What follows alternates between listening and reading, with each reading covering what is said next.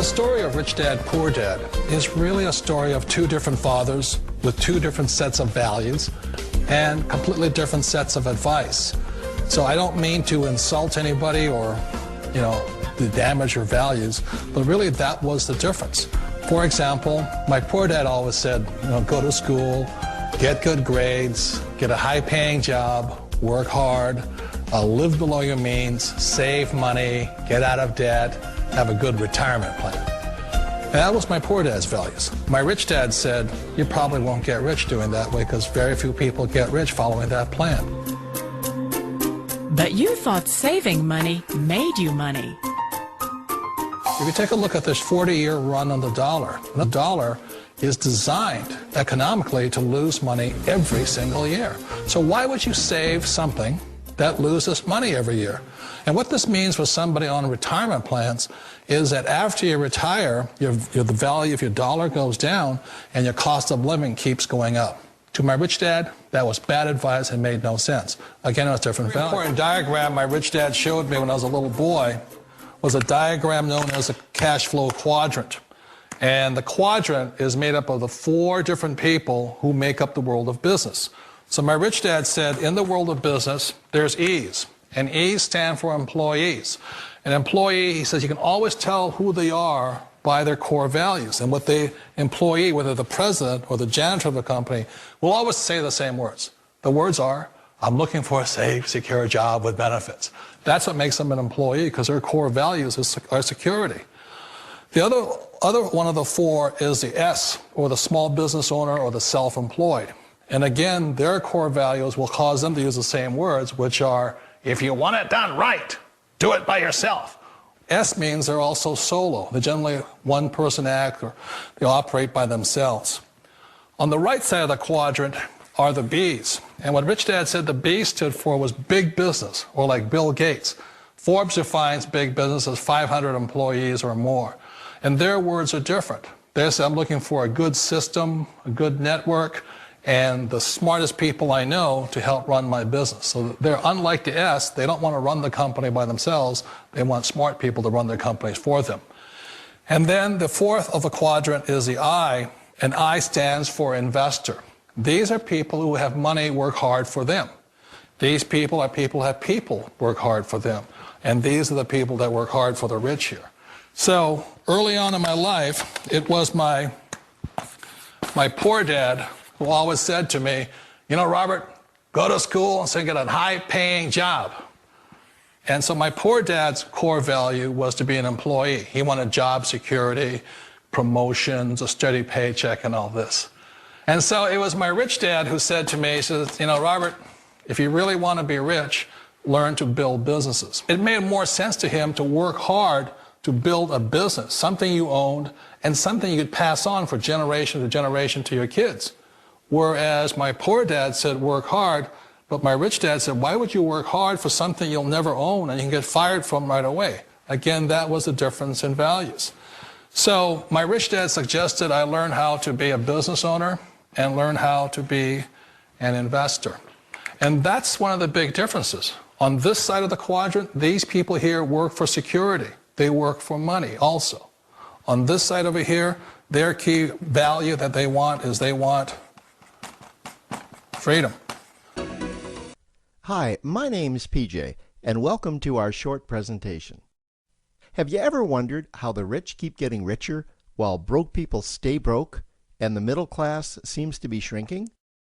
Well, this isn't nearly as mysterious as it may appear when you examine the specific differences in how broke people, the middle class, and the rich spend their money. Now, this is such a simple concept, yet so profound, it nearly knocked me out of my chair when I finally understood it.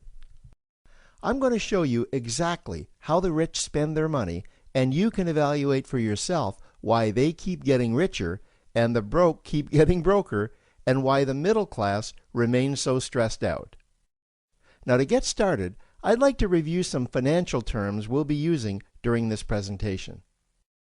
The terms that you need to be familiar with are cash flow, which means money you bring in, expenses, which means money you spend, assets, Now, this is the most confusing one. You're probably familiar with the traditional definition of an asset, which is something you own or have equity in. However, back in the 1990s, Robert Kiyosaki introduced us to a new definition of an asset in his groundbreaking Rich Dad, Poor Dad series of books. Robert taught us that an asset is something that pays you, and that's the definition we'll be using here. Liabilities is the last term, and it's defined as things that cost you money. As an example, a house is typically viewed as an asset, but can it actually be a liability? Yes, with our revised definition, anything that costs you money is a liability, not an asset. If you have a mortgage, your house is an asset to your banker because it pays him or her every month. But could a house also be considered an asset to you? Yes, in the right circumstances it could, when it pays you money. Let's say you buy a house and you rent it out, and it paid you a positive cash flow every month after all expenses. That would then be considered an asset. Now, one more time with the terms, just to be very clear before we continue. Cash flow is money you make. Expenses, that's money you spend. An asset pays you, and a liability costs you. Now let's take a look at how broke people spend their money. Now, when I say broke people, I'm not referring to the destitute. I'm speaking about that large portion of our society that lives from paycheck to paycheck and who never seem to have any money. In fact, most times there's more month left at the end of their money, and I'm sure many of you can relate to that group. On payday, broke people buy what I'm going to call stuff. Well, what's stuff? Well, that's inexpensive things that people buy that they don't really need to survive. You go into someone's house and you can't find any counter or tabletop space in the whole house because of all the stuff on it. Their house and their cars are full and cluttered with stuff. Well, where do they get all this stuff? They buy it at the flea market, at the garage sale, at the dollar store, at the craft show. So cash flow comes in and then it goes straight out the expense column to buy stuff. You see, broke people never really educate themselves on assets and liabilities. They justify buying all of this stuff by claiming that it costs so little. But over the years, it's all they ever have. The problem is their cash flow never produced or created more cash flow. Now, please understand, I'm not undermining or taking any shots at this or any group. I just see a lot of financial difficulty out there, and it really doesn't need to be that way. Creating wealth isn't a mystery, it's a formula. The only reason someone doesn't create wealth is because they either don't know the formula or they don't apply the formula. Now let's take a look at the middle class.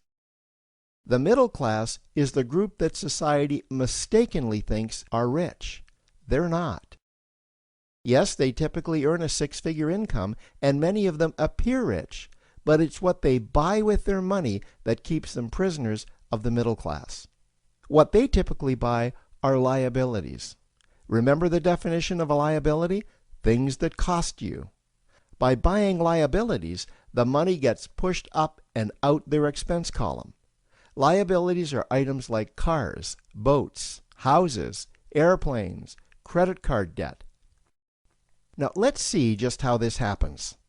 The middle class gets a nice paycheck, let's say $10,000 for the month. They then split that down the middle and they pay their monthly expenses with half, and with the other half, they make a down payment on a new car. The car costs $5,000 down, and after they add on the insurance and the maintenance, that liability now costs $1,100 new dollars every single month. A few months go by and they want a boat, then a vacation home, a Rolex watch on their credit card, a vacation on their credit card. And before you know it, their liabilities have raised their expense levels to near or above their income levels. They actually spend equal to or more than they make. Meaning that they have to go to work and make a certain amount of money every single month just to cover their liabilities. The other important issue with both broke people and the middle class is that normally all of their cash flow is dependent on their own effort, meaning that they've educated themselves to exchange their knowledge and expertise for someone's money. Also, the money they earn is usually the highest taxed form of income. Here's an example. An attorney is knowledgeable about law, so people pay him or her in exchange for that knowledge on an hourly basis. The problem here is that if the attorney isn't sharing that knowledge with a client, then the attorney isn't making any money.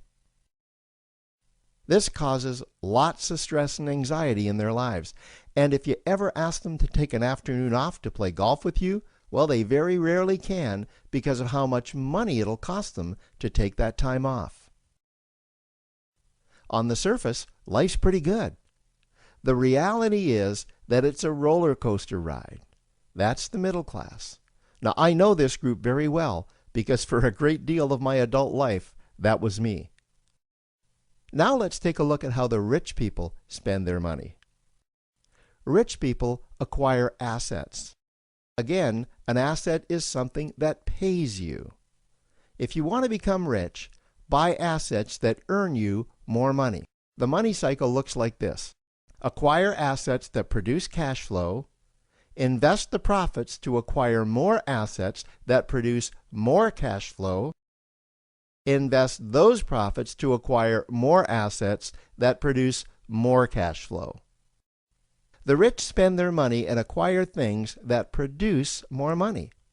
Here are a few examples of assets that produce more money. Investments are the obvious ones: stocks, bonds, real estate. Education is another asset. If you learn how to do something that produces more money for you and you actually do it, that's buying an asset. There's a great quote that goes, "If you think education is expensive, you should see how expensive stupidity is." Another example of assets you can acquire that pay you are cash-generating opportunities, especially those opportunities that can create a passive cash flow. Passive meaning that once you build it up, the money continues to flow whether you're still building it or not. Here's a small example. Let's suppose you bought a pinball machine and you put it in a barber shop, and you don't spend any of the profits. You save them until you can buy another pinball machine and put it in another barber shop. This, by the way, was Warren Buffett's first business. If you don't know who Warren Buffett is, he's one of the top 2 richest men in America. The rich are extremely eager to find those passive cash-generating opportunities because those opportunities continue to pay them month after month, year after year, long after they've stopped working the opportunity. You know, I see this happen again and again with successful entrepreneurs. They find a passive cash flow stream that they build up, and it continues to pay them month after month, year after year. They then take those profits and multiply them in another passive cash-generating opportunity, and then again in another. In conclusion, here's what I've learned over the years. You can't find these passive cash-generating opportunities unless you're open to hearing about them. Then, once you find them, you must be willing to see what fits you and then act. Now, the reason I say this is that I once answered a hokey little ad that I ended up generating 7 figures from, simply because I answered that ad and then took action. These opportunities are out there, you just need to find them.